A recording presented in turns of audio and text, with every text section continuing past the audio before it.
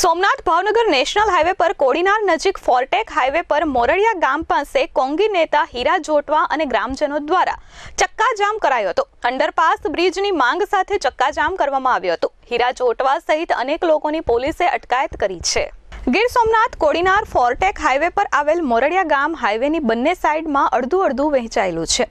ગામની અંદર અવરજવર માટે 2 અંડરબ્રિજ મૂકવામાં આવ્યા છે, પરંતુ બંને અંડરબ્રિજ ગામના બંને છેવાડે છે, જેથી ગામની માંગ છે કે અંડરપાસ બ્રિજ મધ્યમાં હોવા જોઈએ। ગામની માંગ ન સંતોષાતા આખરે ગામ લોકો દ્વારા ચક્કાજામ કરવામાં આવ્યો હતો। ગામ લોકોનું કહેવું છે કે ગત ચૂંટણીની આ અંડરપાસ બાબતે આખા ગામે મતદાનનો બહિષ્કાર કરવાનો નિર્ણય કર્યો હતો।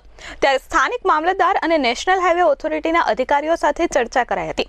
અધિકારીઓએ લેખિતમાં ખાતરી આપી કે અમે બંને ગામ વચ્ચે સંપર્ક જળવાઈ રહે તેવી રીતે સેન્ટરમાં એક અંડરપાસ આપીશું, પરંતુ ત્યારબાદ તંત્ર દ્વારા કોઈ પણ ન્યાય નહીં મળતા આખરે નેશનલ હાઈવે ચક્કાજામ કરવાની ફરજ પડી હતી। મોરડિયા મુકામે આજ રોજ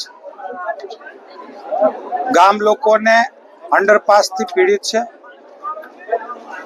એમના આંદોલન માટે અમે એકઠા થયા। કારણ કે મોરડિયા ગામમાં દક્ષિણ તરફથી આવતા